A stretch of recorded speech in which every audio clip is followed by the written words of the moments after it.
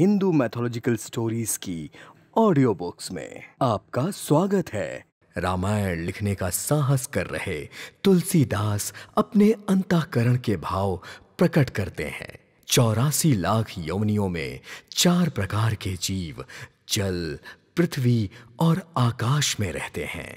इन सब से भरे हुए इस सारे जगत को श्री सीता राम जी की तरह ही जानकर मैं दोनों हाथ जोड़कर प्रणाम करता हूँ।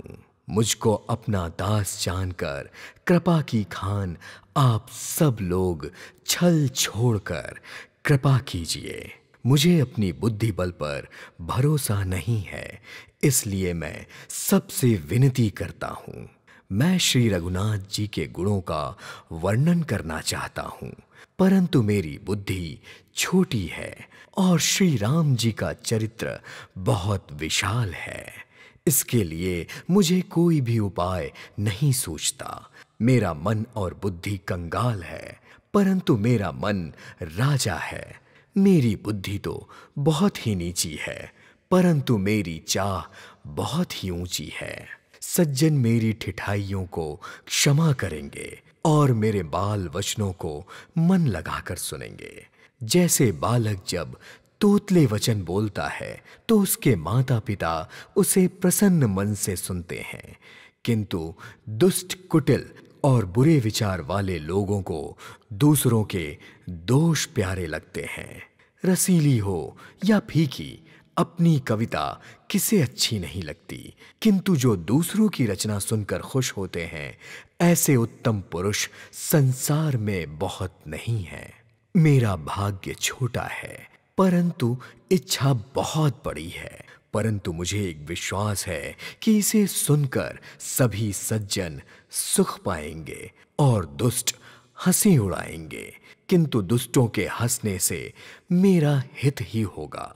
जैसे मधुर कंठ वाली कोयल को कौवे कठोर ही कहा करते हैं और बगुले हंस पर, मेढक पपीहे पर हंसते हैं, वैसे ही मलिन मन वाले दुष्ट निर्मल वाणी को सुनकर हंसते हैं। जो ना तो कविता के रसिक हैं और ना ही जिनका श्री रामचंद्र जी के चरणों में प्रेम है, उनके लिए भी यह कविता सुखद हास्य रस का ही काम करेगी। पहला तो यह भाषा की रचना है और दूसरा मेरी बुद्धि भोली है, इसलिए यह हंसने योग्य ही है। हंसने में उनका कोई दोष नहीं है जिन्हें ना तो प्रभु के चरणों से प्रेम है और ना ही अच्छी समझ है। उनको यह कथा सुनने में फीकी ही लगेगी। जिनकी भगवान विष्णु और भगवान शिव के चरणों में प्रीति है और जिनकी बुद्धि कुतर्क करने वाली नहीं है, उनको रघुनाथ जी की यह कथा मीठी लगेगी। सज्जन गण इस कथा को श्री राम जी की भक्ति के रूप में सराहना करते हुए सुनेंगे। मैं ना तो कवि हूं और ना ही वाक्य रचना में कुशल। मैं तो सब कलाओं तथा सब विद्याओं से रहित हूं। अनेकों प्रकार के अक्षर, अर्थ और अलंकार तथा अनेक प्रकार के छंद रचना, भावों और रसों के अपार भेद और कविता में तरह तरह के गुण दोष होते हैं। इनमें से काव्य संबंधी एक भी बात का ज्ञान मुझे नहीं है। मैं इन कोरे पन्नों पर शपथ पूर्वक लिखकर कहता हूं, मेरी रचना सब गुणों से रहित है। इसमें सब जगत प्रसिद्ध एक ही गुण है, जिस पर विचार कर अच्छी बुद्धि वाले पुरुष जिनके पास निर्मल ज्ञान है, इसे सुनेंगे। इस रचना में श्री रघुनाथ जी का उदार नाम है, जो बहुत ही पवित्र है। वेद पुराणों का सार है, जो कल्याण का भवन है।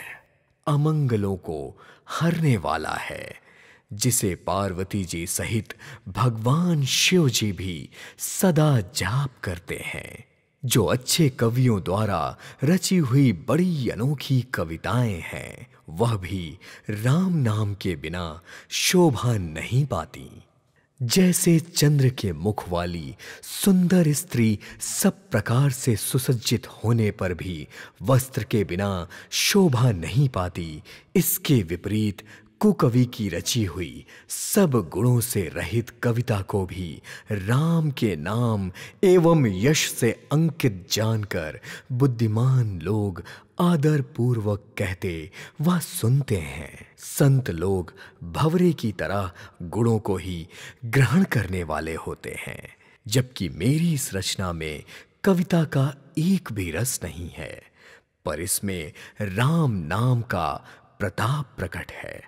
मेरे मन में यही एक भरोसा है कि राम नाम का भला साथ मिलने पर, स्वयं भला हो जाने पर कौन ऐसा होगा जिसने बड़प्पन नहीं पाया। धुआं भी अगरबत्ती के साथ सुगंधित होकर अपने स्वाभाविक कड़वेपन को छोड़ देता है। मेरी कविता अवश्य भद्दी है, परंतु इसमें जगत का कल्याण करने वाली राम कथा रूपी उत्तम वस्तु का वर्णन किया गया है, इसलिए यह अच्छी ही समझी जाएगी।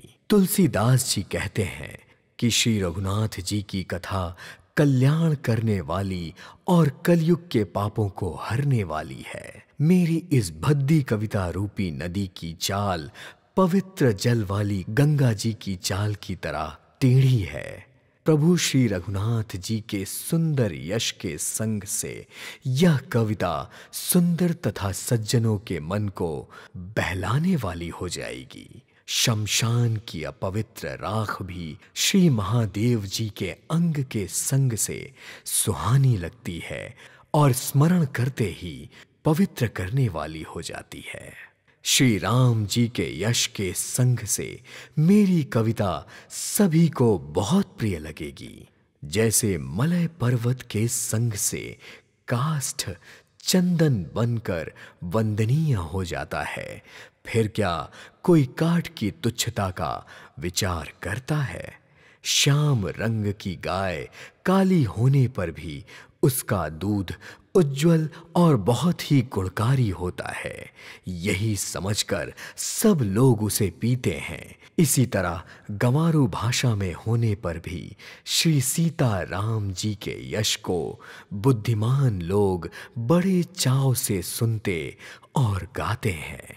मणि माणिक्य और मोती की सुंदर छवि होती है, पर वह सांप पर्वत और हाथी के मस्तक पर होने पर भी वैसी शोभा नहीं पाती जैसी राजा के मुकुट और नव युवती स्त्री के शरीर को पाकर अधिक शोभा को प्राप्त करती है।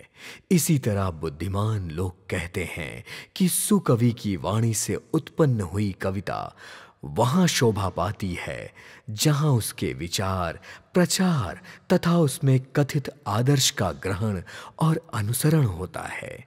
यह उत्पन्न कहीं होती हैं और शोभा कहीं और पाती हैं, और कवि के स्मरण करते ही उनकी भक्ति के कारण सरस्वती जी ब्रह्मलोक को छोड़कर दौड़ी चली आती हैं। सरस्वती जी के दौड़े चले आने से हुई थकावट रामचरित रूपी सरोवर में स्नान कराए बिना दूसरे करोड़ों उपाय करने पर भी दूर नहीं होती। पंडित और कवि अपने हृदय में ऐसे विचार कर कलयुग के पापों को हरने वाले श्री हरि के यश का गान करते हैं।